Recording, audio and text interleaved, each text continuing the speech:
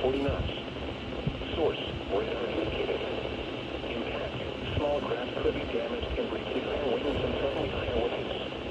Locations impacted include 5 Fathoms Buoy, Buoy 2SB, Senate Island, Atlantic City Reef, Buoy 4FB, Buoy 3FB, Deepwater Reef, Rehoboth Beach, Cape May Point, Great Egg Reef, Ocean City Reef, Indian River Inlet Ridge, Wildwood, Overfalls Shoal, The Lump, 28-mile wreck, Buoy G, Cape May Reef, Seal City and Bethany Beach. Move to safe harbor until hazardous weather passes. The current time is